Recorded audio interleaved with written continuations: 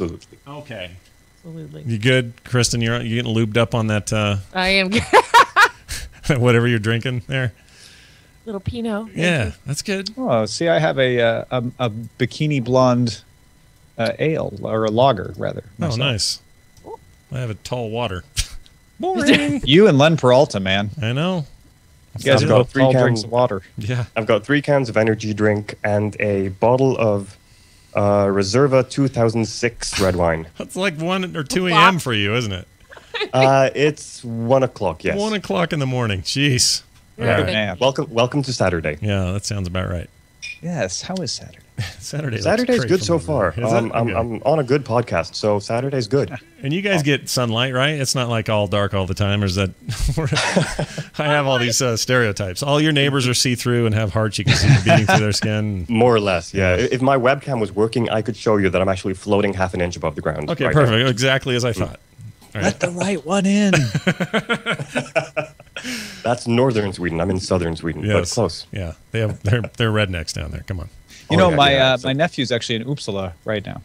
Oh, really? It's Yeah, a he's nice studying. town. Yeah. He's doing a semester there. Uppsala. I studied there. I did religious psychology in Uppsala. He's doing international relations, I think. Okay. But Good the place for it. hilarious thing is it is warmer there than it has been at his home in Greenville, Illinois. Yeah. This part of Sweden rarely gets cold, but it doesn't really get all that warm either. It's kind of Right. in the middle. It sounds great. Yeah. Yeah. Kind of like that. Let's go, Boston, Kristin. Let's go. I would. You know what? My family is from Sweden, and I have often said I would love to bring the kids. 'Cause they're named after our Swedish. So we ancestors. basically all got connections to Sweden right now. I mean, Yeah. Scott, your sister's here right now. I'm Scott Janssen. Yeah, Janssen. I'm totally from Johnson. there. Right. Oh yeah, my last name was Anderson. Ooh. My son's name is Anders. Oh, that's great. Anders. That's great. Anders. Big Viking helmet wearing cool dude. Skyrim wearing. Yeah, helmet. Skyrim. That's right. My ancestors were invaded by Scandinavia. Take that. Take that, Tom. Cheers. Bat you down.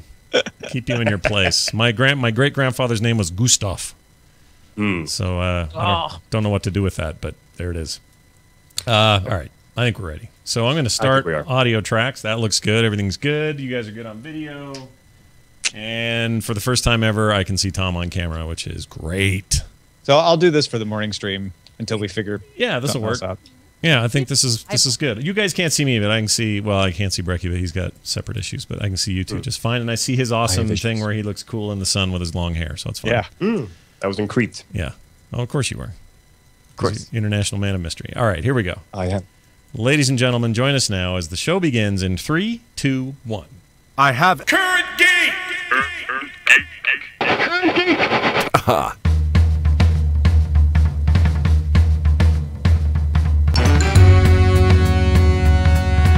Hello, everybody, and welcome to Current Geek. This is Current Geek, and you're welcome to it, the weekly proceedings of the meetings of the Frog Pants All-Stars, Geeks of the World, and you, to keep you current on all things that matter most. I'm Scott Johnson, and that is Tom Merritt.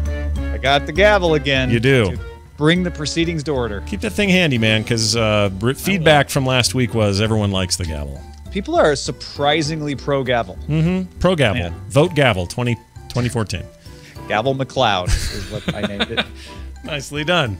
We have guests today. Super stoked to introduce them. Let's start with an old friend, Kristin Brandt from the Manic Mommies at themanicmommies.com or just manicmommies.com. Find it on iTunes. She is a huge nerd and an old friend of the network. Hello, Kristin. Welcome to the show. Hello. Thank you for having me. Thanks for being on. It's been too long since we've done some sort of something like this. It you know, and I have to say, I love a good podcast where I'm not in charge. Right. Just, you can sit. Just sit and say stuff, and then I'm done. Judge Merritt takes umbrage with the... No, I was allowing it. Oh, you were allowing it. You're going to allow this. Okay, great. Also, Everyone needs a good gavel. Just everybody does. Tom's I laying... hope this table survives all of this gaveling, by the way. Tom is laying down some good stuff there. Also with us, Breki Thomason. I always say it wrong. Close enough. Yeah. I want to put another M or something in there. From csicon.net. Sycon. Is it just Sycon? Sycon. I've been doing it wrong ever since You I've seen turned it. it into a CBS show. Great. CSI CSI Con. That's great. Everybody get together. Who likes New York. None of us. Geekpositive.com, of course, is another great place you can find him and a wonderful podcast there. Breki, it's good to have you, man. Thank you. Good to be here. He hails from central Sweden, right?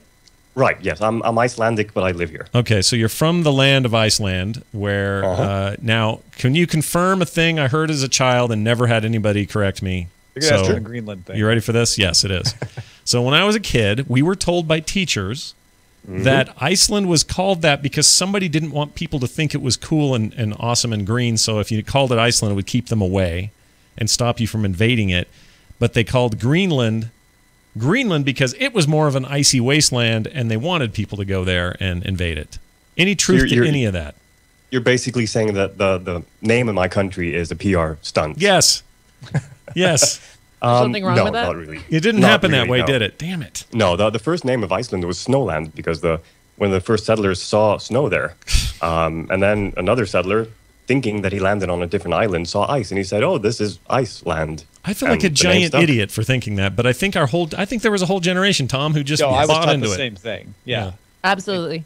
Yeah, With everybody great thought something. certainty, the teachers would tell us this. Yeah. I don't like the fact that I was in a high school, an American public high school, and I was still told this at some point. Objection, teachers. That's right. We're taught the same thing all over the world, really. Okay. So let me ask. Well, no, I'm going to save that for later in the show because I'm always fascinated by that because there's just stuff you hear that just when you're a kid, you hear it and it's just plain not true. Like all kinds of stuff in health class that they told us that it's just bunk. It is. See, I don't remember things from health class ended up being. I don't know Some what of kind it, of I remember, like, I'm trying to remember. I don't know. We were told all the buffalo were dead. They were extinct. Yeah, right. And then I saw buffalo at the zoo, and I'm like, and now you can buy it at the grocery store. That's right. Yeah, exactly. You get burgers. I'm like, is that okay? Yeah, like, is that okay? There's like one of them left. What's going on? What are we doing? Anyway, it's something to think about, everybody. Let's get right into this. I hope they're not spreading misinformation. My kid just went through the puberty video the other day. Oh, they better be one. telling him truth now. Mm-hmm. I mean, I got enough difficulties. I don't need to be like fixing what they teach him. Your unicorn horn will sprout from your head at age 17. All I know is they're still, so my kids, my son's school, they're still showing the video they showed me when I was his age. Wow, that's frightening. Is it the Miracle of Life or the Life Miracle or something? Whatever it's called. And this one was all modern. Was it? You're lucky because the one I saw was horrifying in every way. And I remember the line. This is the line that just about killed me when it started and I had to leave class. The journey through the penis. And that's all I could take. That was an Asimov book, wasn't it? An Asimov book. Yeah, part of the Foundation trilogy. Yeah, 3 rules of robotics and then journey through the penis. Exactly. Everybody got miniaturized. For me, the line that got me, because we got to watch the puberty video for our kids like ahead of time, so we would know what they had been. Oh, and the line that got me. It is 2013. I forgot. Right. Yeah. A little boy says, "Well, you know, Uncle Tim, lots of kids talk about how big they are," and the uncle says, "Don't worry, you'll grow to the height you're supposed to be." He goes, "Not that kind of big." Oh man, how old is this kid? 11. It's too young. Forget it, Uncle Tim. I'll just Google it. Yeah, what happened to our youth? Goodness gracious. All right, well, here it is. It's the big stories of the day. Herbert Hoover, Secretary of Commerce in 1922, finds infant radio facilitates news gathering, as do many others in high public office. Tom, take it away. Hey, John Scalzi's novel Red Shirts, which I highly enjoyed. It's a humorous take on a Star Trek-like universe where the red shirts start to realize what happens to red shirts in the Star Trek universe, has been greenlit into a limited series on FX. So it's bigger than a mini-series, I suppose, but smaller than a regular series. Yeah. John Shestak of Dan in Real Life fame and producer-director Ken Kwapis of the Sisterhood of the Traveling Pants, they both actually are part of a company that did the show Outsourced as well, are on board to produce it. Nice. Now, FX is a good place, I think, because FX has a tendency to give things a chance. Network TV would maybe get 3 episodes in and then have to have a hard meeting. It feels like FX gives them a better shot, so I'm cool with that. Well, and it's a limited series, right? So it just has to happen. Yeah. They don't have to get picked up for another season, I guess. So what's to keep a show like this from getting sued by Paramount because they're referring to red shirts? I always worry about that, you know? Yeah, like, Kristin, if you were... or fair use or something, I will absolutely watch that. That that sounds hilarious. And I kind of like.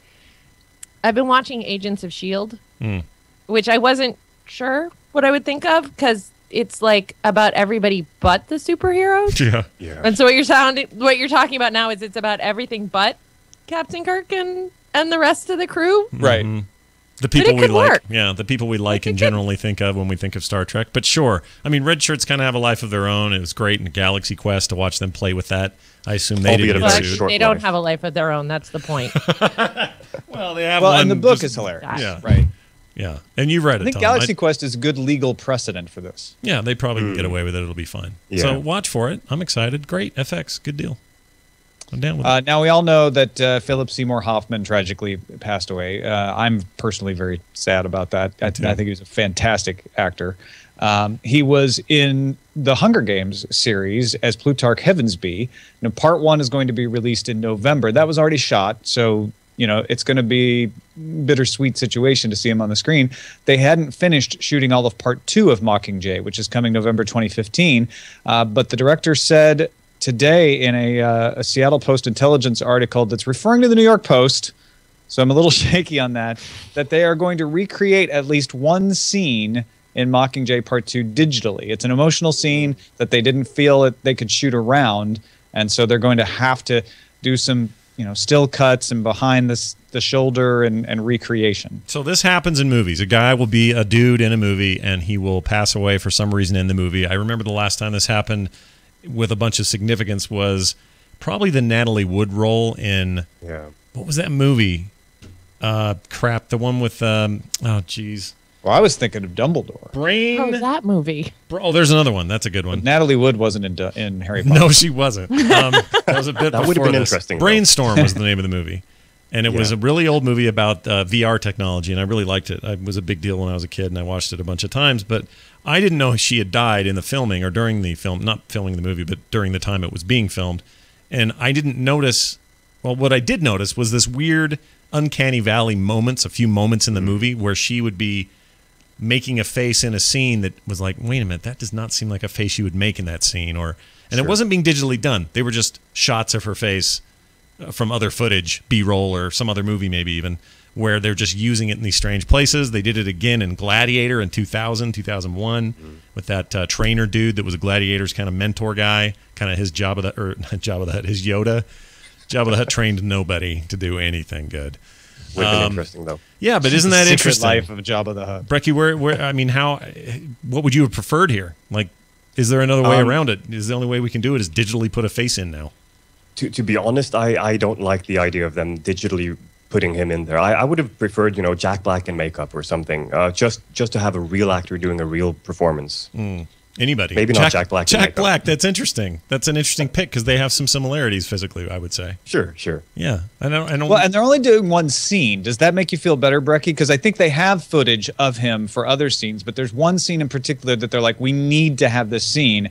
And rather than not use the footage we have and cast another actor suddenly, let's try to figure out a way to just get through that one scene with some clever editing and shots and CG. I don't know. I mean, the article describes this as a pivotal scene in the movie. So I'm just worried that the sudden CGI is just going to break the mood. Kind of like the Tron movie. The flashback scenes, they just really didn't work for me because I was too busy noticing the CGI instead of following along with the plot. Yeah. I don't know that this ever works very well. What do you say, Kristin?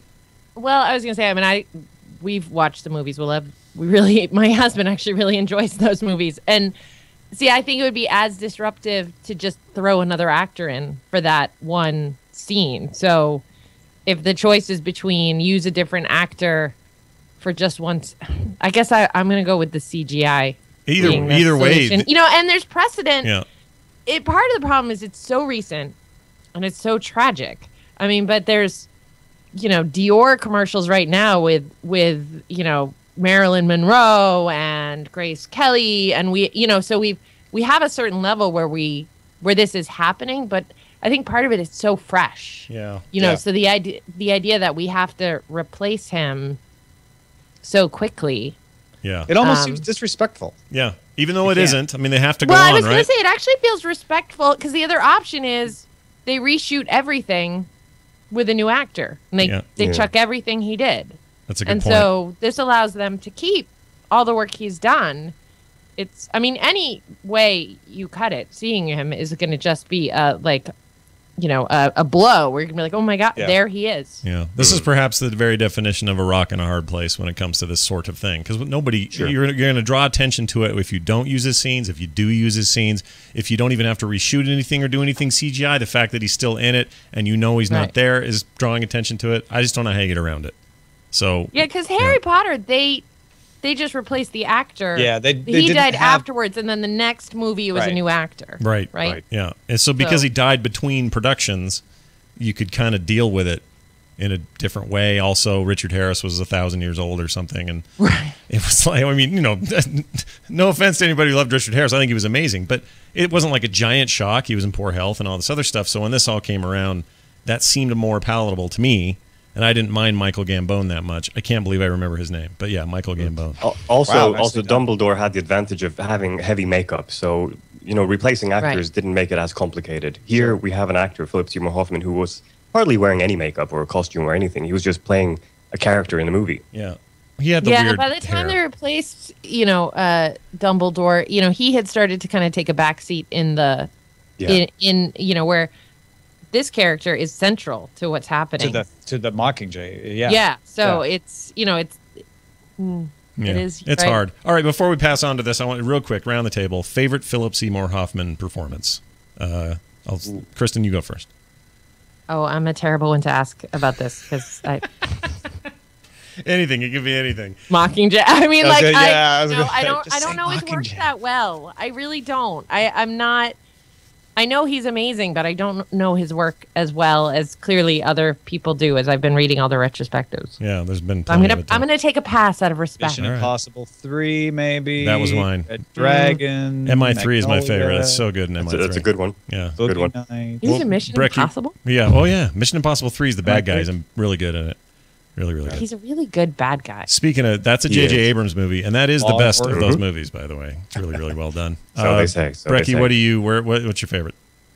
We discussed this on my movie podcast because we do movies from 1999 or earlier. So we, in tribute to him, we decided to do one movie. My vote was for Happiness because I think that's his best movie. It's a 1998 movie directed by Todd Solondz. Very, very good movie. But eventually we settled on Twister. So I think... Nice. Whoa. He's great in Twister. He's the driver. He is. Yeah. He's the driver but Happiness is still going to be my vote. It's him, it's Dylan Baker, John Lovitz, Jane Adams, and a couple of others. He's really good in Capote, too. Tom, what do you say? I can't decide. Yeah, he's I'm that just good. I'm staring at IMDb right now. I didn't know. I forgot he was in Patch Adams. Oh, yeah. He's great in The Big Lebowski too. It's a small role, but Big Lebowski is kind of where I'm leaning, just because that's how I was introduced to him. That's what I remember him in. He was amazing in Capote, though. Yeah, yes, he's good in everything. It's a serious lost actor to Hollywood. It really is. I mean, it's no big surprise that his one Oscar win was for Capote. That's true. Nominated a bunch of other times. Wait, didn't he win Best Supporting for Guilt? No, he never did. He was nominated for The Master, for Doubt, for Charlie Wilson's War, and he won for Capote. Guilt and Doubt. I had Doubt and Guilt mixed up. I meant Doubt. Yeah, Doubt's great. And Fear and Uncertainty. Yeah, all those. The Seven Deadly Flatulence. Sins. Flatulence. Oh, he was great in Flatulence. All right. That's a good segment. We're done with that. All right, we're moving on. Yeah. This one's submitted by Granny Man on our subreddit. We have a subreddit at currentgeek.subreddit.com. If anyone wants to submit stories, definitely go over there and vote on other people's submissions. It helps us decide what to put in the show. And this is about the Virtuix Omni getting some competition in the space of treadmills to be paired with the forthcoming Oculus Rift. It's heating up. As a product category, it's called the Cyberith Virtualizer, an omnidirectional treadmill used in conjunction with an Oculus Rift headset and a Wiimote. And the cool thing is they demo it showing Skyrim. Yeah. So, of course, Cyberith founder Tunke Kakmuk describes the experience by saying, "My brain decoupled from reality, and I was in the world of Skyrim." It was a pretty impressive looking demo. Also, the video is very impressive. Any guy named Tunke Kakmuk gets my money. Use the word decoupled more often. I agree. That's really pretty nifty. I mean, the other one, the treadmill Omni deal, is interesting, but have you ever, I mean, I don't know if you guys have seen too many videos of people on that thing, but man, do people look dumb on that thing. Like super dumb.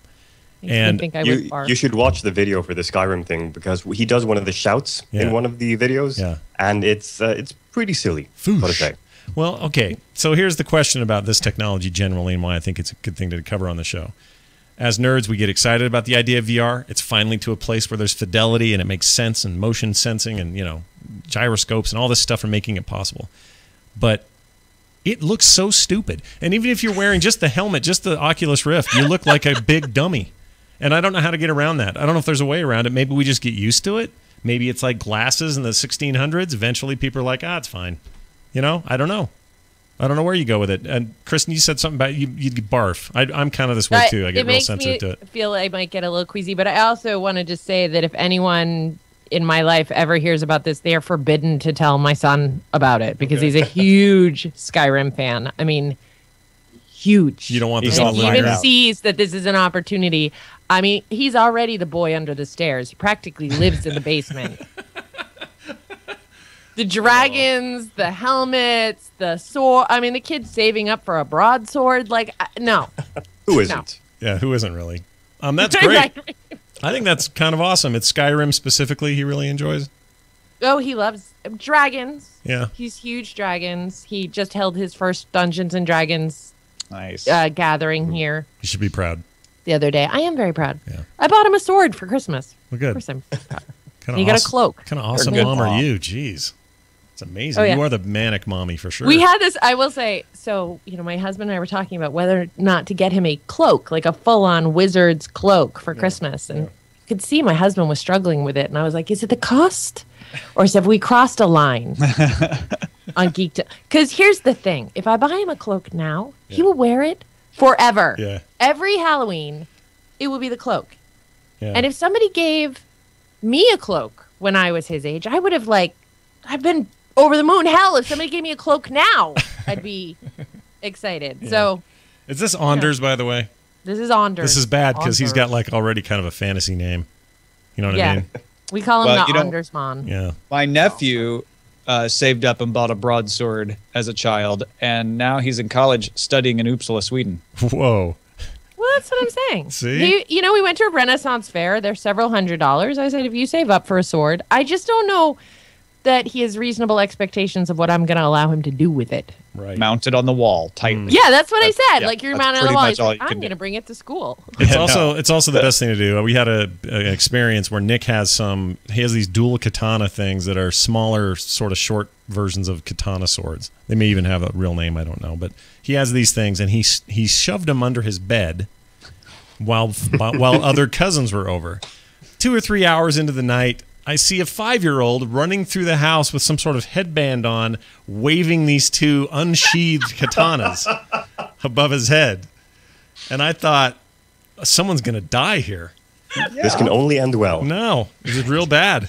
So be careful there with your broadsword and your son there.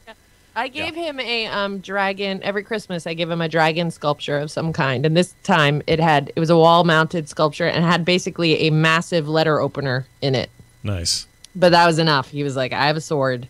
Yeah. You're also going to have to hide the fact that Oculus is co-publishing Eve Valkyrie with CCP Games. Yeah. Tom's That's going to be a launch title for the Oculus. Yes, yes. So since we have an Icelandic among us here, Breki. Yes. Eve is funny because I feel like they have as many employees as all of Iceland has as population sometimes.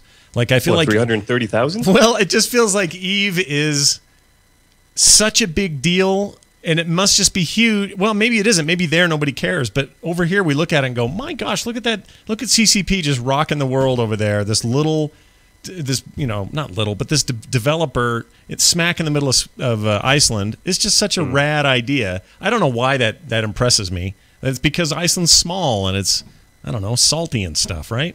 Right. No, I mean, Iceland's chief exports were fish, and Eve, more or less, back in the mid-2000s. My gosh. And then the major collapse happened in 2008, and the major export became people and Eve, more or less. Wow. So now is that the same? Still people and Eve? More people leave, more Eve leaves? Well, Iceland has been picking up very rapidly since we let the banks fail. And but Eve has stayed strong. I mean, Eve continues to. I think CCP still remains Iceland's strongest company at the moment. I think that's amazing and great. Or it's really bad that one video game company is making everyone else look bad there. You know what I mean? Could I mean, be. just depends on how you look at it. But I've always admired them, and this new Valkyrie game looks really awesome. From what I've seen, it looks really cool. This might make you super sick, Kristen, because it's all VR all the time, and you're in space saving the world, the universe. I'm all with that. It's hard enough to keep my son in the real world on occasion. So if we can fully immerse him into a dragon world, I will never see him again. Yeah. Well, maybe you can get him to go on a vacation to Iceland to visit the new Eve monument That's that's being built. Are there swords? He will go if there are swords. Well, it's a sculpture that will stand almost 16 and a half feet tall and feature a quote from the game etched on the surface. And if you're an active player of EVE Online as of March 1st, 2014, you'll get your name in the platform. Wow. Really? I'm thinking of subscribing only for that, having my name out there. Kind of thought the same thing.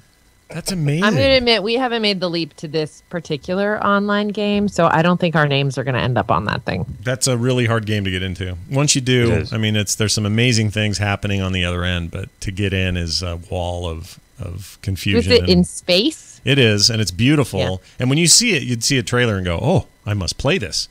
And then you play it, and then you go, "I don't want to ever play this again." Because it's all spreadsheets and math, and it's not I don't think it's very accessible. I think there's majesty in there. You just have to dig deep. I'm more interested in the political ramifications, the crazy in-game things that happen that affect outside world stuff and real money, and you know, and the fact that they're this big stable company in Iceland and nobody's even close to that. Like, all that stuff's fascinating to me. But the game itself has just sort of always left me a little dry. I think as geeks go, we tend to go more towards the medieval and dragony type place than the futury space type place. So Tom, unless you gonna there hit are your gavel? dragons Gavel in that down. space, we're not Objection. Objection. The judge has an objection. Tell us, Laser. Why is she? Well, the reason Scott said No, that I is- just know his preferences. Yeah. In Sword and Laser, I'm the laser. And I am partial to the space set stuff. Like the spaceships and the lasers and the fighting in the space over dragons. Yeah. Not that I don't absolutely love dragons. Right. Sorry. It's Dragons. My son's life's goal, his life's work, is to become a scientist that creates dragons. That's what he's decided. Oh, I love it. He's mixing. That's sword and Somebody else laser. Very heard nicely that. done. Yeah. He's bringing the dragons to town. That's a sword that Dragon shoots biotech. lasers, is what that is. That's Yeah. great. Yes, dragons that shoots. Very exciting. I'm a bit to the point here. Keep going, Eve, and weird crap in Iceland. I think this stuff's great. Yeah. Online celebration, Fan Fest, April 30th in downtown Reykjavik. And I will leave the pronunciation of the artist who's creating this monument to you, Breki. Yeah, say that. Sigurður Guðmundsson. Oh my lord. I would have got Goodmanson right. Sigurður. Ooh. Yeah. Sigurður. It was my mother's father's name. Was it really? One of these days, I want to speak to a linguist. I want to know how somebody could take that word and think it sounded okay coming out of their mouth for the first time. Do you know what I mean? Well, that's what the French think of English, too, though. Do they? Yeah, it is. It's all relative. Yeah. Okay. French describe English as a cat being strangled. Okay, here's me saying it. Sigurður. Now you say it. Sigurður. So I'm not even freaking close. There's extra syllables in there that I There can't is. pronounce. Yeah. So let's talk about something Japanese, because Okay. that's easy. Sure. Osaka University and the Tokyo University of Agriculture and Technology have co-developed a fuel cell that could be used to create a wireless sensor network comprised of self-powered cockroaches. What? The sensors are powered by the insect's own body fluid, trehalose, through a small needle inserted into its torso. A 3D printed prototype of the cell produced at 50.2 microwatts of power from one cockroach. What's the? I don't see how this could go wrong at all. No. What's the end game? Giant plants just full of running cockroaches that hopefully don't escape and kill us and eat us all. I mean, what? I don't know what. Ubiquitous Wi-Fi. That's what the plan is. All right. That sounds Okay, fine. I'm going to go on the record as saying there would be people in my town might have a problem with this because they're already mad about the fact that we have Wi-Fi networks in our in our public schools. They've actually filed a petition asking that they be removed because it's gonna like damage brains and stuff. Don't get me started. Yeah. So if I then say we're gonna take the little bugs, turn them into mobile spots. Okay, so that's a bad way. These are sensors. They're not actually broadcasting Wi-Fi. That was my own spin on it. But they could be used in places where you need to monitor activity in a widespread area, and it's much easier to do that, especially if you're doing like, some kind of natural monitoring of the environment, Yeah. You could sell these to the NSA. Like Yeah. my apartment in New York City. Yeah. Everybody in New York City and Texas. I'm horrified by the Big whole old thing. cockroaches I think down it's there. horrifying. I don't like the You could idea. put them on. I think we could really complete this picture if we could turn bed bugs into little. You can Wi-Fi, do other between the insects. That's a two good of them. point. Oh, great. Yeah. Do the I bed think we bugs should thing. take the most unattractive bugs to do this with. Well, and then the sensors would tell you where the concentration of bed bugs are, and you could track down the problem. Well, see, problem solved. Technology clear. I'm okay with it now. Hey, Brain Goose put it submitted on this Ladybugs. next one on Yeah. our subreddit. Yeah. Did you guys know that there's a Ludosport Lightsaber Combat Academy chain in Italy? No. Yeah. There's another They language teach I don't willing like. students the art of lightsaber combat. So, hold on. Ludosport. Why am I not knowing what Ludosport is? It's Italian. That Ludosport's just the name of the Oh, it's academy. just an Italian name. Okay. I thought it was like a It's thing. a like, lightsaber academy, is what you're saying. I thought it was like See? what's the that what's I the, can get my kid to. I thought it was like I'm lacrosse not or getting them something. to see the weird sculpture, but if I say lightsaber academy, honey, we're gone. Really? Okay, And so that's on the it. plan. yeah. Plus, Right? You're going to Milan and Genoa and drinking wine in the countryside, and he's just having fun at the lightsaber academy. Yeah. Oh no. I'm going to the lightsaber academy. What are you kidding me? Well, all right. You're It is drinking still one wine of my in Milan and greatest Genoa dreams. and going to the lightsaber academy. One of my greatest You're dreams like is doubly that winning. grown-ups can't go to the Jedi Academy at Walt Disney World. Yeah. It's not That is a fair. pity. That doesn't Grown-ups seem can fair. go to this one though. Can go to this one? Yes, they All can. right, At least Kristin. they looked pretty grown up in the video I watched. Your next trip. When you're there, your family. You'll be fine. Don't worry about it. I want a purple one. Hospitaliano. We or C or what I is it? feel a disturbance in the breadsticks.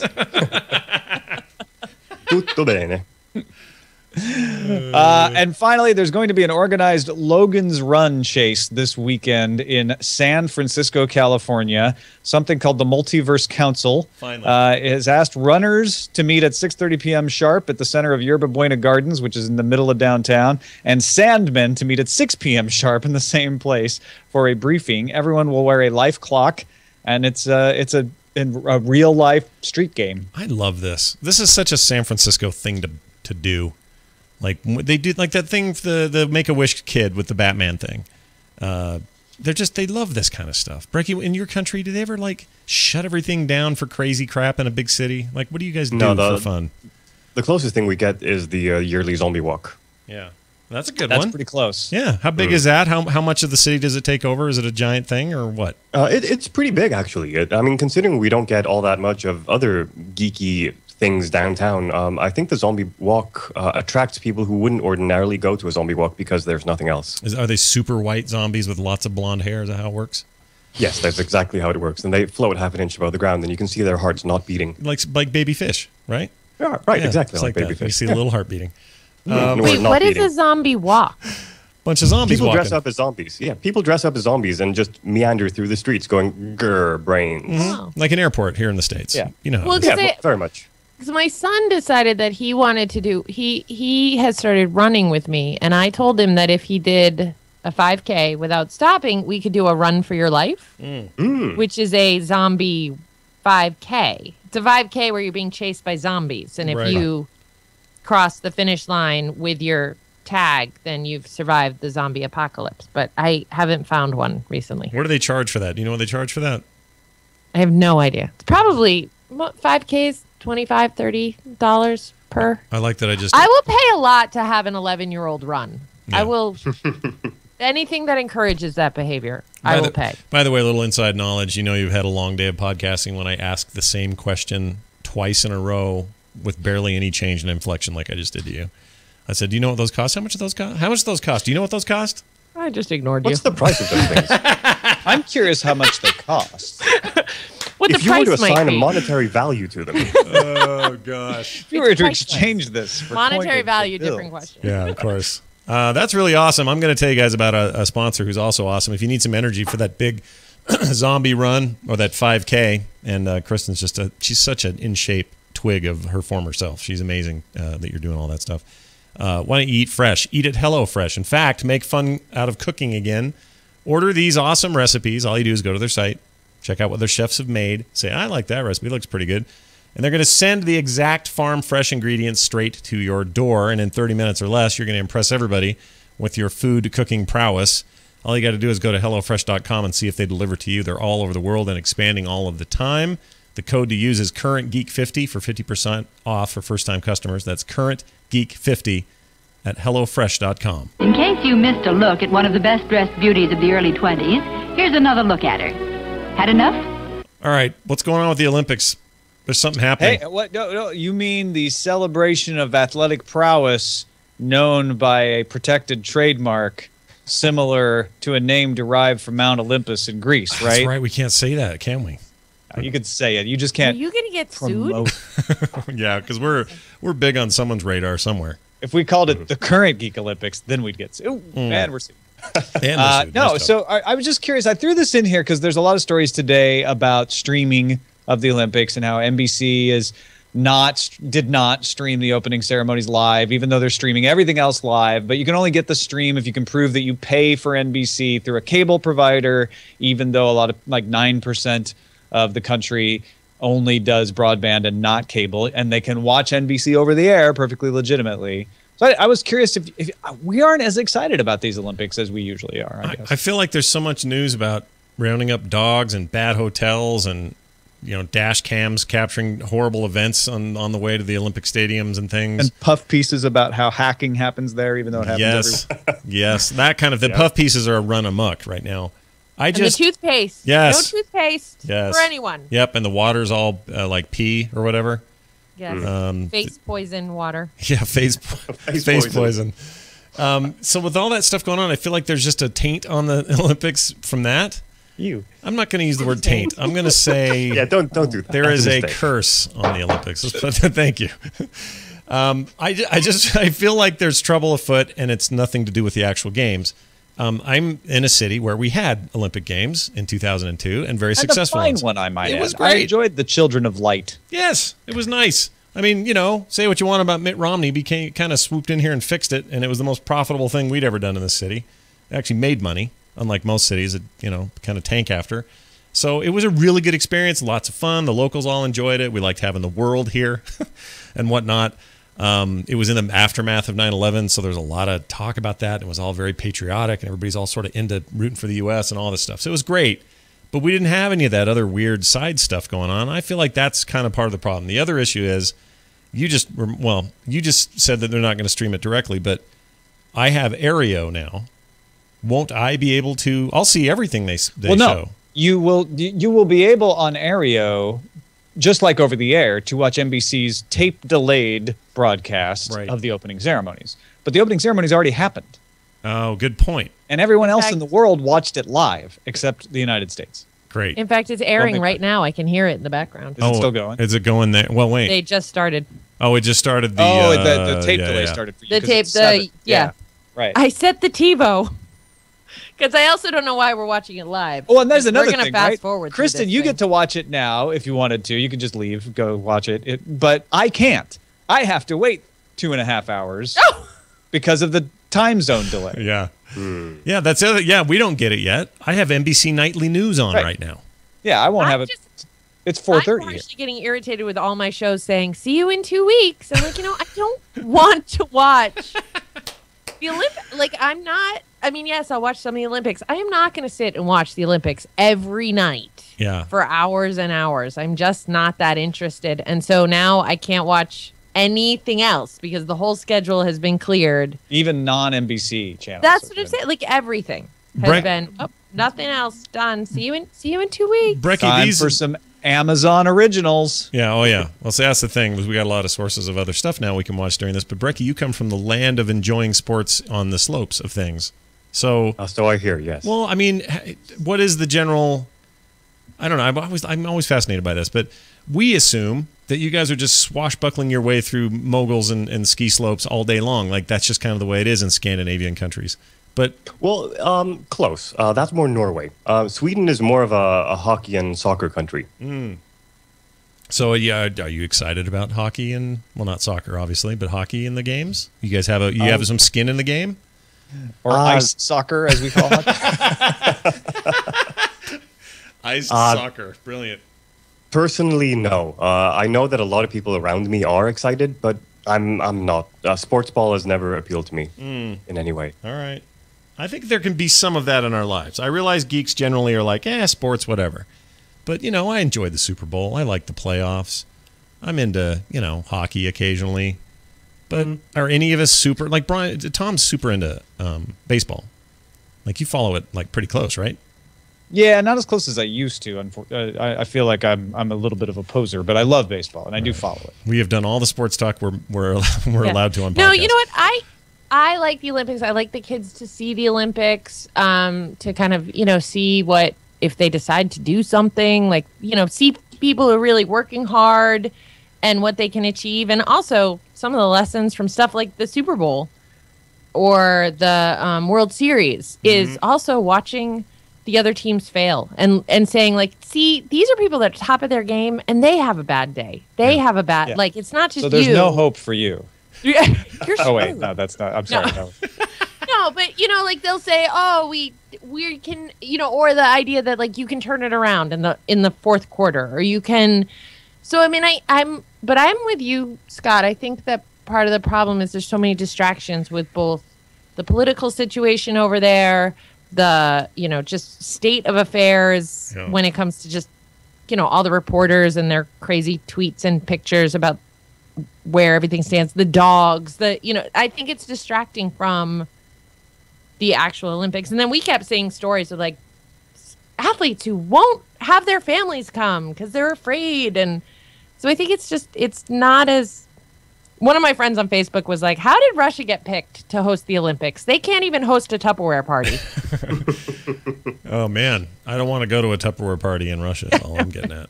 It's interesting. We'll have to see how it all plays out. Yeah. We got a new Microsoft CEO this week, Satya Nadella. He's the guy who was in charge of cloud and enterprise. So all of their hosted services like Windows, Azure, all the things that none of us generally use in our daily life, but we use the results of them in our daily life, and in many cases. And the big thing is Bill Gates is no longer chairman of the board of Microsoft. He's stepped down to advise Satya Nadella. Steve Ballmer is no longer CEO. He's still on the board, but it's kind of the end of an era. And it was interesting. Somebody asked on Daily Tech News Show this week, do you feel like Microsoft, it was Justin Robert Young asked this, do you feel like Microsoft is becoming an underdog? I think so.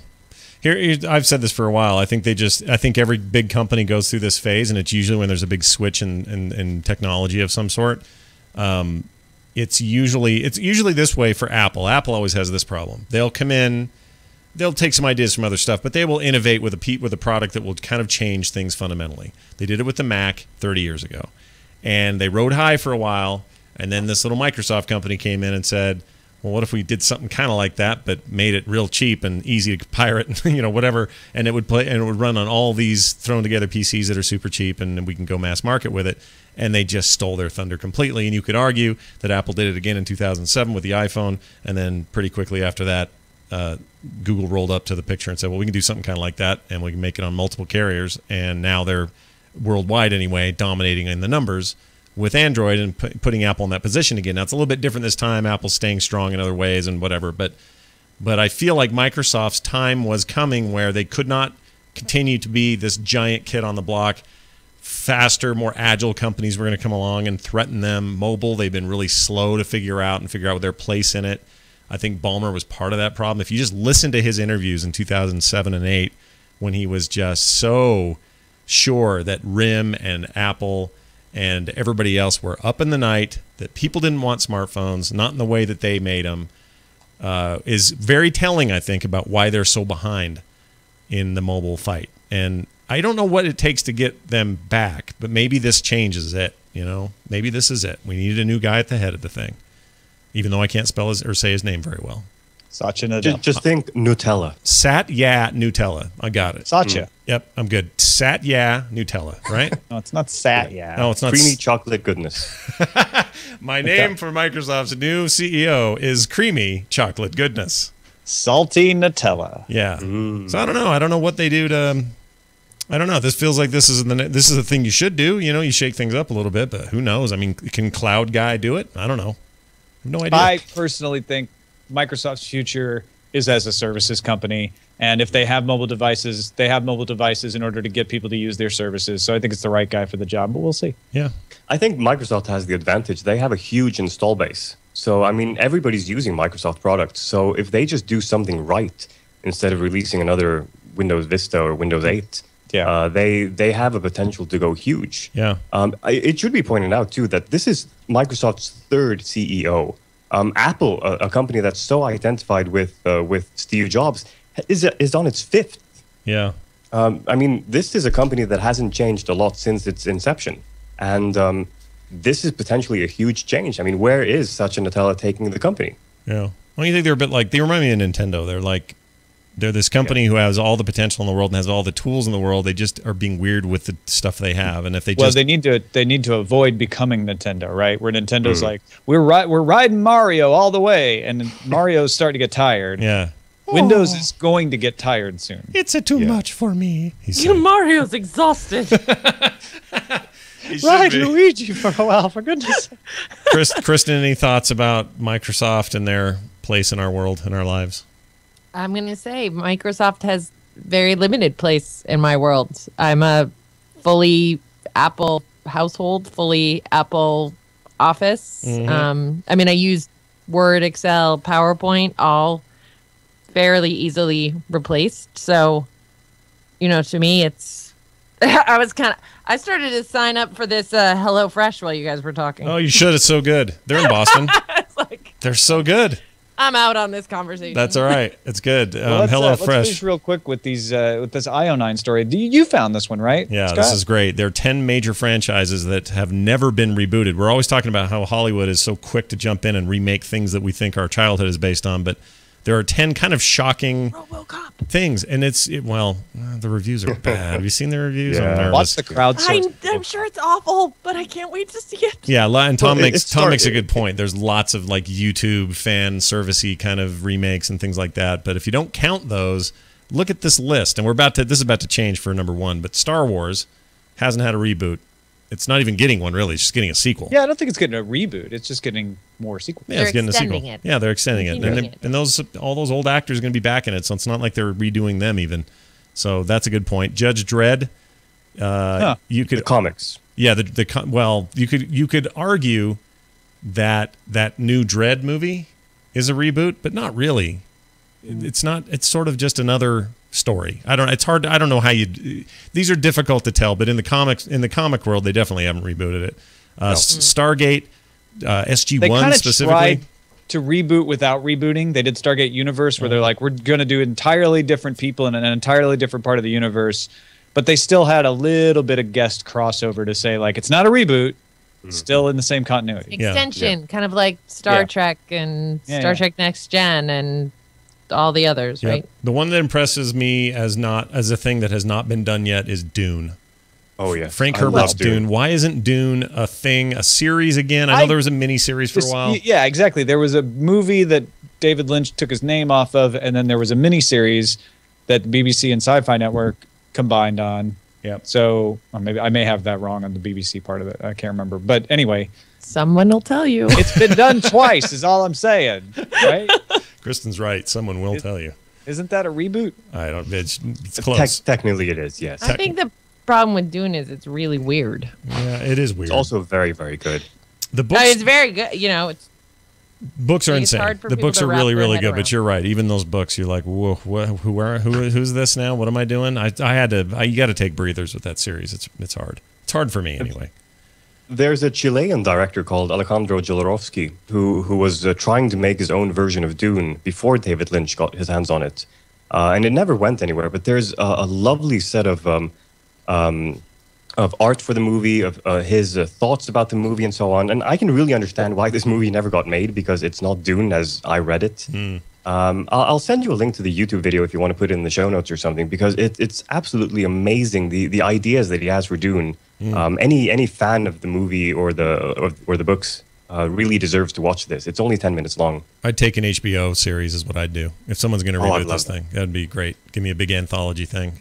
Dick Tracy is one they've never rebooted. Doctor Who, while very extended and still going, never rebooted. Buffy the Vampire Slayer. One Piece, which is a anime deal that I have no interest in at all. Don't touch Buffy. I'm against that. Yeah. There is a rumor that a new Buffy movie is coming, though. Yeah. I'm against that. Well, but extension Where's or the gavel? Reboot, I think.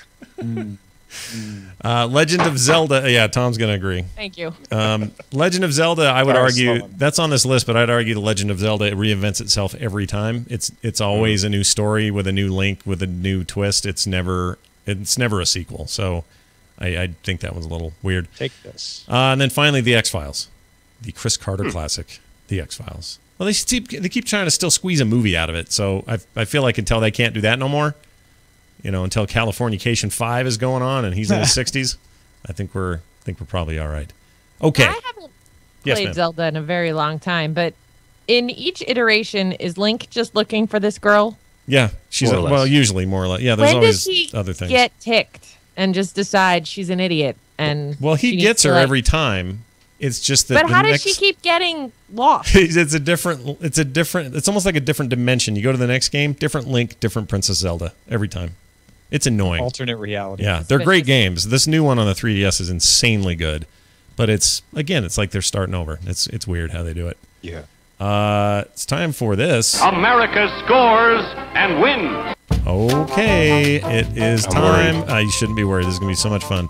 We love the quiz. Okay, You then. guys have spoken. You've said you'd like it to keep it. We're doing it. This is it. We're not taking it out of the show. And we're going to start today by asking. And Tom's going to score it again. Don't forget, Tom's scoring is some of the most important parts of this. In fact, I would argue it's everything to this, to you winning. There's a rule book bigger than the Oxford English Dictionary that guides my scoring. Right. And it also has the word Google twerking in it. answers. So here we go. It does. Brecky, Siri? are you ready to do this? You're first. I'm always ready. All right. This is. Oh, I just realized I don't know what your category is. Me neither. It's world history. No. You know what it is? All right. No. I'm gonna hold on. Don't go They, anywhere. they didn't title the category. You just got the questions. Is that what you're saying? Oh, it's Star Wars, but he mixed them up, I think. with 2 R's and 3 S's. Yeah. Okay. So I think you got some. Generally, I'm Breki the Trekkie. So this is tricky. This is tricky. Brecky the tricky now. All right, here's your questions then. I'll just have to switch these up. What gambling game did Han Solo defeat Lando at to win the Millennium Falcon? I have no idea. Poker. Sabak. Okay I then. mentioned it in the second movie. In The Princess Bride. Oh, this is just movies generally. Okay. Oh, I like movies. In, Okay. then. in Princess Bride, Wesley and Prince Humperdinck are about to fight. What does Wesley say they want, or say they will fight to? Fight to the death. The No. pain. To the page. She knew You're gonna this. lose half point for that one. Come on. Look at you. Got to give some extra points to Kristen for knowing that one. That's awesome. Yeah, I'm gonna give Kristen one. Some Yeah. early points. No, Okay. half a point. In the Lord of the Rings, what is the capital city of Gondor? I don't know. Minas Tirith. Oh, of course it is. By your own admission, you should have known. I'm very happy he doesn't know any of the answers because I'm pretty sure I'm not going to know any of the answers. Well, and there's still a chance that I'm still mixing these quizzes up, but that makes it more fun. It's fine. Next one. What Atari 2600 game was so bad that millions of unsold cartridges were reported to be buried in the New Mexico desert? E.T. You are correct. Nice job. Yeah. Tom, Point what- for that. Yeah, point? Just a point. Yeah. All right. Yeah, that's good. It's a good, solid answer. All right. You didn't dig up a point for the Mexico desert? No? All right. No. In Don't the deserve Raiders it. of the Lost Ark, what ancient Egyptian city is the Ark of the Covenant buried in? Alexandria. Incorrect. It is Tanis. Tanis. Close. I'll give you a quarter point because I think it should have been in Alexandria. Yeah. It should have been, shouldn't it? Probably Yeah. should have been. Fine point. 5. In Army of Darkness, what department is S-Mart? I'm sorry. What department of S-Mart does Ash work in?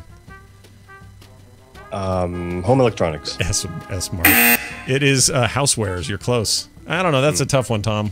Housewares. Quarter point. We'll give another quarter point. All right, quarter point. Because you could say, well, Housewares is right next door. Next up, what actor narrated the audiobook of Ernest Cline's book Ready Player One? Will Wheaton. Very good. Nice going. Yes, It 1 was point Will for Wheaton. that. Solid answer. What is the name of the tavern in Shaun of the Dead? I have no idea. The Winchester Tavern. I didn't know that one. That's either. what I thought. What Yeah. video game does Glenn mention in season 2 of The Walking Dead? World of Warcraft. A hard one. No, I admit that's hard.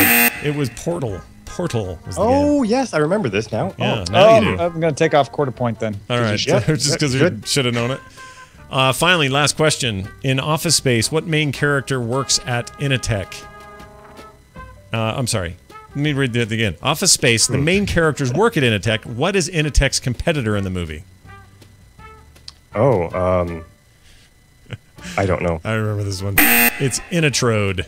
Inatrode. I'm going to give you a half point for honesty. Because All I right. could just tell you, Yeah. like, look, I don't know. I'm not going to pretend. He's an honest Yeah, guy. no. He's an I honest am. guy. I am. All right, now, a True lot of or people false? don't know this, but Kristen Brandt over here used to work for Marvel. I was an intern. She was an They didn't intern. pay me. She was an intern for Marvel Studios. Okay, I just want to put that Marvel out Comics. there. Marvel Studios Comics. is the movies. Dark Horse Comics. I don't know what I'm saying, but I do know you had some connection. She was an intern at the Marvell Semiconductor Company. There, Got that's it. Go ahead. Marvel. Right, exactly. Right. All right. was So here are an your questions. intern. They are comic book related. All right. Okay. Ugh. Let's see how you do. Not all, but Been some a of these. while. Where in New York is the Xavier Institute for Higher Learning located in the X-Men? Westchester County. My goodness. Correct. Wow. In the Captain America movie that was just last couple years ago, how do they say he was frozen, or how long did they say he was frozen for? 40 years. That is 66 years would have been the correct Yeah. answer. 66. I'm And- gonna remove Actually, the problem was not the movie, was my history. Oh. Like, you think I'm confused about time zones? Yeah. Forget about history. I'm like, when Let's see. was- World War Removing- II was in the 60s, right? 0.26 points for being Okay. 26 years off. all right, perfect. Next one. In which issue of the Fantastic Four does Doctor Doom make his first appearance? I have no idea. Want to guess one? Just pick a number. 42. 5. No, wait a minute. Dr. Doom, but he was. Oh, no, maybe that's the movie. You're right. It is the movie. Another quarter He point was on for the fighting. ship in the movie, right? Yeah, the second one. She right? wasn't supposed to be in the ship. Yeah. And then his skin started sloughing off. That movie was awful. Gross. It was a guy from Nip Tuck too. He was not a good Doctor Doom. Anyway, No, he was not. But she was a Nineteen- terrible Sue Storm, so let's start with that. good point. 1962, by the way, was his first appearance. Oh, okay. In I'll episode give you or a in tenth of issue. a point for a good point. Oh, thank you. Who You is get the Cable? point for research. Who is the father of Cable? X-Men Cable. Oh, I thought Wait. you meant like cable Wait. companies. The father of Cable Blood. Travel. Mr. Comcast. Cable. Crap.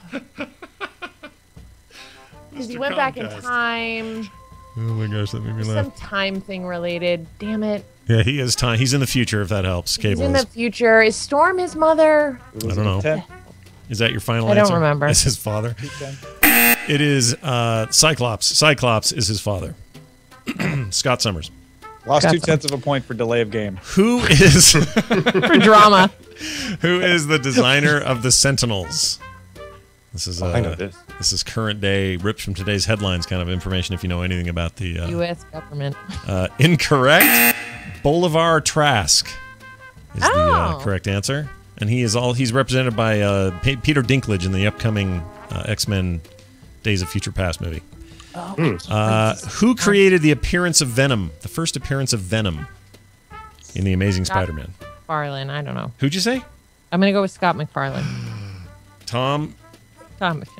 No, I'm giving you both because it's Todd McFarlane. Todd McFarlane. That guy. Yeah, he's Oh, the I'm one. going to give you a half point. I think yeah. half I point. knew who it was. But then I'm going to take away 3/10 because it's not right. So there's a whole discipline of mathematics involved here. Yeah. Forget about He's it. one of the impetuses for him leaving and starting Image because they wouldn't give him credit or money that he wanted for that. Well, he only created the looks of the character, not the idea of the character. Right. That was Randy Schueller. Right. Schuler did the. Yeah, you're right. He's concept man, and he went off. He did the art, and both of them, they maintained got screwed, is what they're saying. Right. Here's this one. What was the name of the group led by Sergeant Nick Fury in World War II?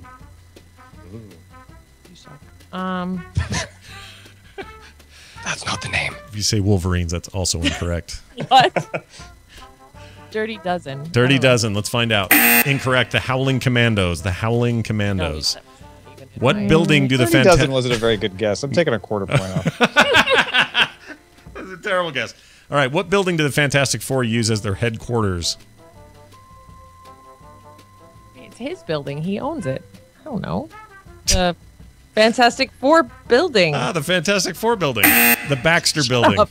The Baxter building is the one. The Baxter wish- building. Damn it. Yeah, you knew that. I wish I got these questions rather than my questions. Well, you may have been I'm just going to take intended- off Go ahead. 0.01 Okay. for that. All right. Just because. Right. Last two questions. What are the names of the goats that pull Thor's chariot? What? It's true. It's a real question.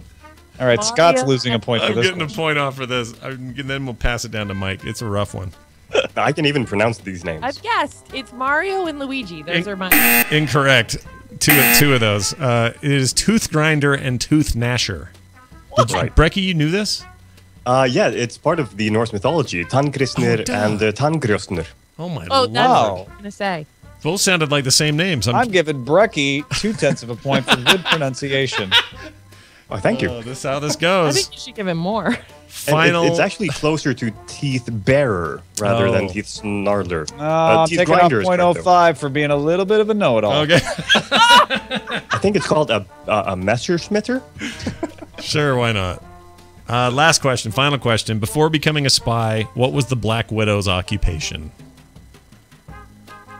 I'll give you a hint. She was Russian. So, CBS. UB? a what? Cashier. What'd you say? KGB? Incorrect. A ballerina.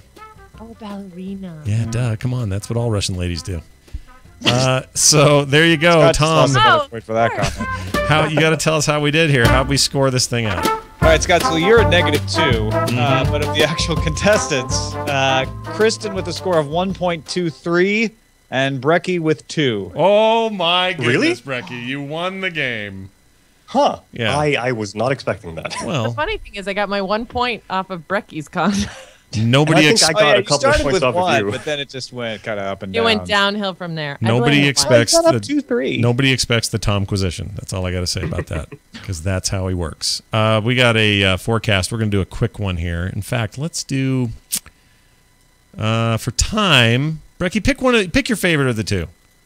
Second one. Second one, brain uploading, downloading technology will cause a massive shift in religion, politics, society, and identity that will change everything we think we understand about the world.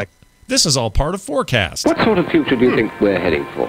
How will we live as we slip into the 21st century? The future promises even more startling things to come. Because, it has a theme and everything. So give us what's your thoughts on this? Where's your head at with this? I'm a huge fan of the book Accelerando, written by, name escapes me. Sounds fake. Accelerando sounds fake. Charlie Strauss. Is it about Mexican wrestlers, or what is it? No, it's about basically the world. It's a near future science fiction book about the world as it looks after brain uploading and brain downloading is a reality.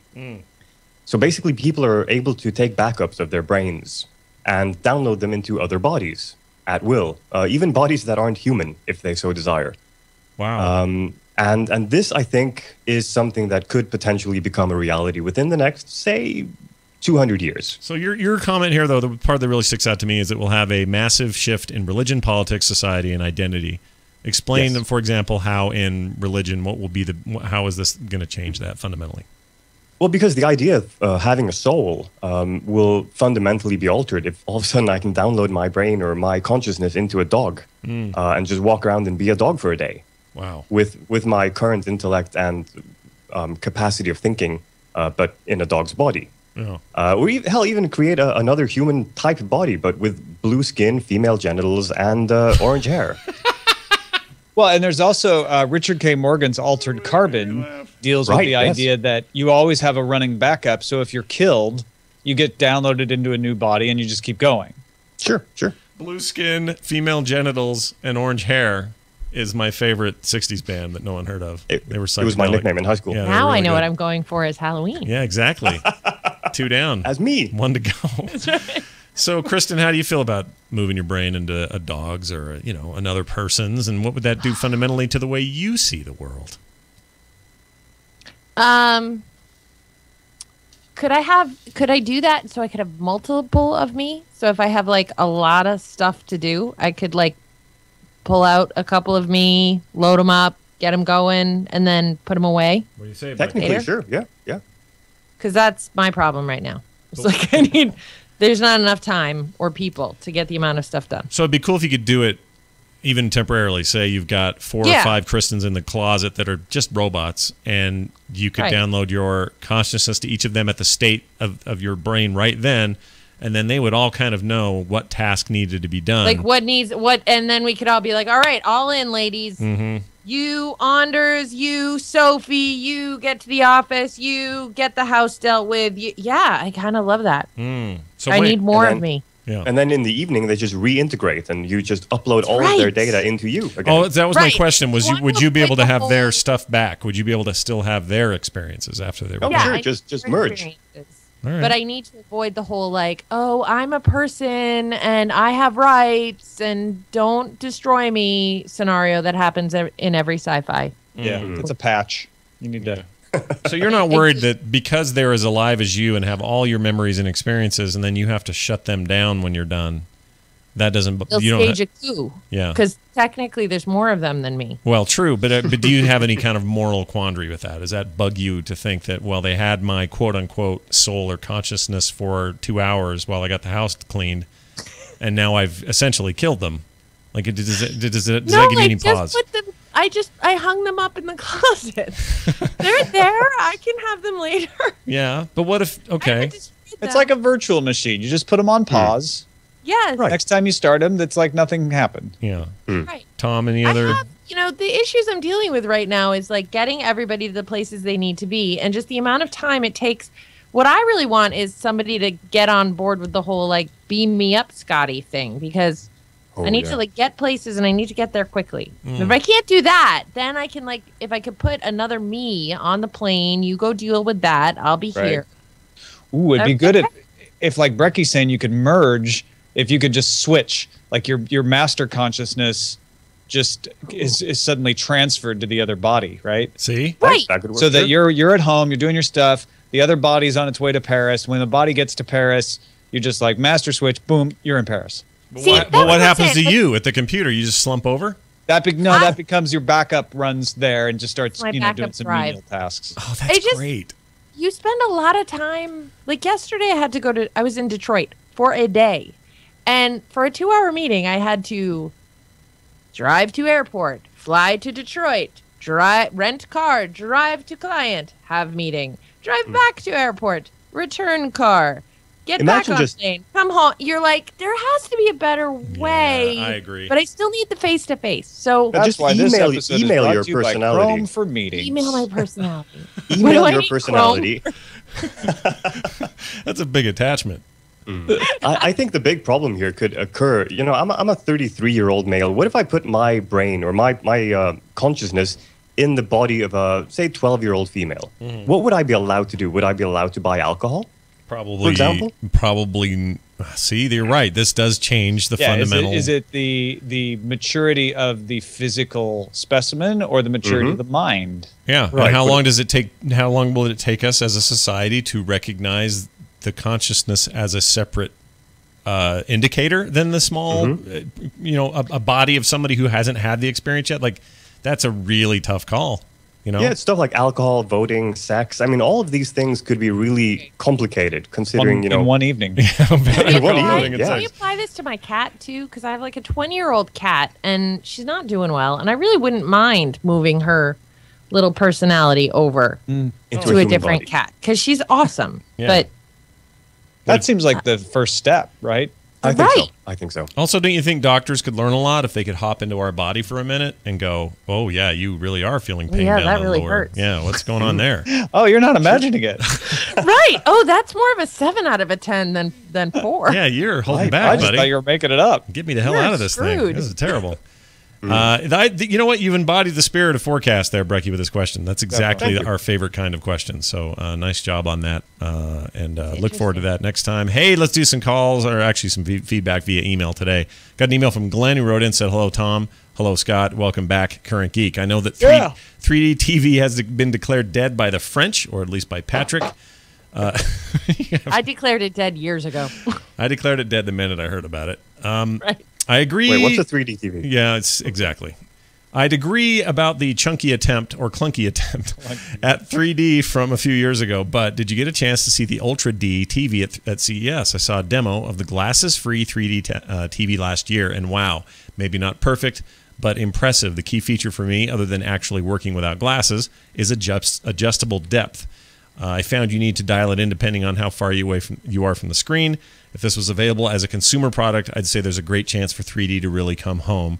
Thanks, Glenn. It's essentially what the 3DS did for a small handheld video game device, but it's the same idea, an adjustable screen that looks good without the glasses. And honestly, if nobody would be complaining if 3D just worked, if that was the way this worked, you didn't have to do anything special, no special glasses, it was just a thing your TV did and it's how it looked all the time, and you had that effect, nobody would complain. It'd be great.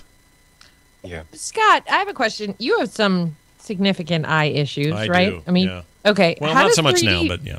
How does 3D work for you? Like, Well, it used to the not 3D work at all. It used to be totally busted because my left eye had that cataract and it was a Yeah. total mess and it wouldn't work at all. So going to a 3D movie was a complete waste of time for me. Now, 2 cataracts are out. If I'm doing 3D in my kind of desk range, I have perfect vision. And so if I had 3D at that range, no problem, without glasses. And if I have to wear 3D glasses, great, because they're not going on top of another pair. But if I'm in a movie theater, I still have nearsightedness. So I'm even more locked in my nearsightedness, so I have to wear glasses for a movie.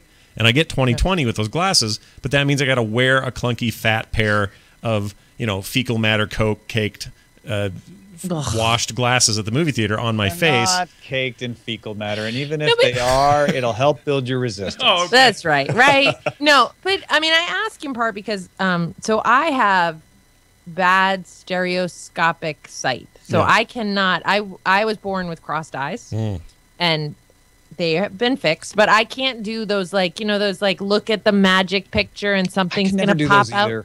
Yeah. I can't do that because my eyes don't speak to each other properly, which means 3D does not work for me. Yeah. Doesn't matter if there's glasses or not glasses. It just I've never understood. People are reaching for things, and I'm like, what are they doing? Yeah. Crazy people. Well, see, this is the question. Like Google Glass is part of this conundrum for me. If that's ever going to be a thing that's cool for me to use, they have to be prescription. Now, I know they just announced that they intend to do that, but Right. I can't see the other problem is I now have locked vision. So with these 2 cataracts out, I'm locked at that 2-foot range. That's the most I can ever focus naturally.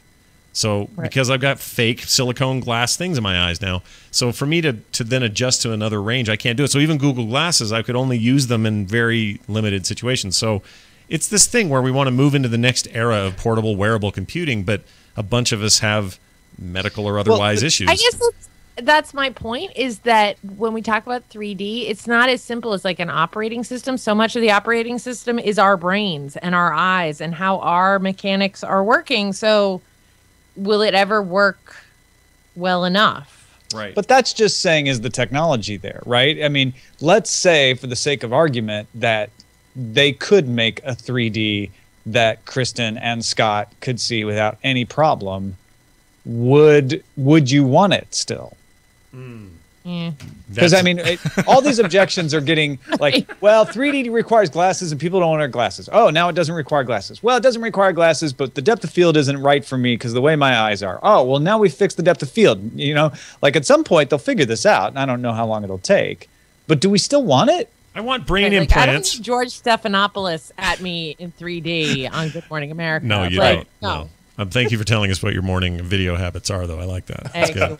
I guess I guess for me it's a leapfrog thing where this is all temporary, and what eventually happens is we have, it sounds crazy now and it's a little forecasty, but we have implants of some sort that are doing this stuff for us. So the brain impulses, like you have. So I'm not limited by the visual acuity of the eyeballs I have. I'm just straight into the brain. Right into the optic nerve. Yeah. Yeah, why mess around with this in-between crap? The analog thing. I want to go straight to the source. By the way, just download the memory of it. Yeah. You just download the memory Glass. of having watched something. That's right. From your other robot lady that's hanging in the closet at Kristen's house. Right. There you go. No, I mean, you mentioned, think of what I could do with the robot lady. See? Just think Steve. My thoughts exactly. Just think what your husband could do with a robot Think of lady. what I wouldn't have to do if I had a robot lady. I wondered when we get to that. That's great. Yeah, and I'm sorry. If you think virtual reality makes you look goofy, Google Glass. Right up there. Sorry. It is kind of up there. You're not wrong about that. All right. Well, I think that's it. That's our show. We have done it. By the way, if you want to send emails to that, to us to read, or attachments to listen to, currentgeek@gmail.com is where you can do it. And a reminder that we do have we have currentgeek.reddit.com if you want to go there and use our Reddit page. It's great. It's awesome. It's a great subreddit. There's great articles there, and you can add some that we can talk about on the show. Please do that. In the meantime, I would like to thank our guest, Breki. Tell people where they can find your fine work, sir.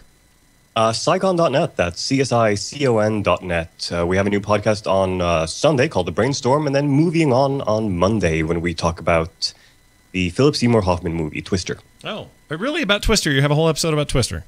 Yeah, on Monday. I love that. Okay. We did, in honor of the Olympics, we did Cool Runnings last Monday. Nice. John Candy. Right. Another fine actor gone before his time. Yeah, he became the first person to break 4 movies in our history. I love it. You guys like great movies over there. Let me just put it We that do. way. We really do. You're not like the Classics. French with their weird taste. You guys have some class. Yeah. Take that, Patrick. Kristen, where can people find you these days? I find you all the time, but you know. Yeah, you can find me all the time. Manicmommies.com is probably the place to start, which is our podcast and blog for moms managing the chaotic combination of work and family. And how's that going? Is it any less chaotic for you, or are you still chaotic? How's that going for me? You know what? The kids are 11 and 8, and so they're a lot more self-sufficient, as you know, Yeah. which is great. Yep. But things are busier than ever. I run an advertising agency, so that's become really busy, and my husband just had ACL surgery, so that the last couple of weeks, I hit a point last Friday where I was hyperventilating because I couldn't decide if I should cook dinner or order in. So I knew that wasn't a good point for me. No, that isn't good. But I wasn't in a good place, but I'm over it. All right. Everything's fine. At Manic Mommies on Twitter, right? Yes. All right. Do it. And you guys are awesome. Thank you for being here. Tom, anything else to round us out today? Just don't forget about the Daily Tech News Show, a Frog Pants Studios family show. Yes. But not a family show, although it's family friendly. Sure. At dailytechnewsshow.com. And the family of shows. Right. A family of Thank shows, you. and it is one of those. And it's doing and our great. Patreon is up almost $7,000. So thanks to everybody who's been backing us. Yeah, that's awesome. Oh, that reminds me. The morning stream, if you're interested in our morning show at all, which Tom is also a guest on Wednesdays, TMS, Monday through Thursday, with my fine co-host, Brian Ibbett and myself. We did a Patreon page as well. You can actually find it at patreon.com/TMS if you'd like to support us there. I think that show's perfect for that sort of thing, and it's going to help us do a lot of stuff we've been wanting to for the 3-year span of that show. So very excited about that. I think that's going to do it for us. Thank you guys all for being here at Current Geek on Twitter. Great place to follow us. You can follow Tom at Ace Detect, me at Scott Johnson.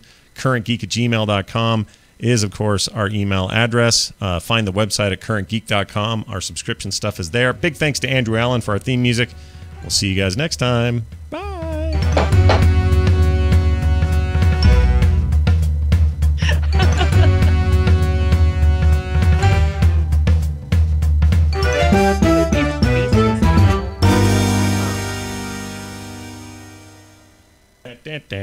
There you go. That's a show. That's was how a you good do a show. show right there, Yeah, my thanks, friends. guys. Well, thanks for positioning me as a complete ignoramus. That was fun. Whatever. You were awesome. You kidding me? Every time you do one of these things with me, it's always good, and people always write in about, you should have Kristen on more things. Definitely. So we'll have I you on don't know another how thing. you do so many things. One podcast is like enough for me, man. If you combine Tom and I together, I think we do all things. Yes. All I of actually things. believe that. And then put Brecky's shows on there, and then we're all screwed. The whole world's Yeah. ending. I'm excited to check out Brecky's shows. I need some new listening. You should. That's exciting. Every Icelandic person I've ever talked to has always been some of the most intelligent, interesting. What's the other word I'm looking for? You're very Repugnant? He's just easy to talk to. Handsome? He's just easy to talk to, and that's hard. I can't Tremulous? say that about a lot. Not Nice. tremulous. I can't say that about most other Europeans or people on the other side of the pond. So anyway, flattered. it's to the credit of your weird see-through elf-like nation. It's fantastic. All those dumb Luxembourgians that Scott's met Right. have given Europe a bad name. They're the The worst. French. Yeah, the French. French. That's Patrick mostly. Well, thanks you guys. Seriously, that was a blast, and you are now fun. officially part of the rotating possible people I will call if we ever need guests in the future. Definitely. Please do. love This it. was fun. Yeah, good times. Thanks everyone. Have a great weekend. You too. Oh, I cut him off. All right, everybody. Thanks. For real.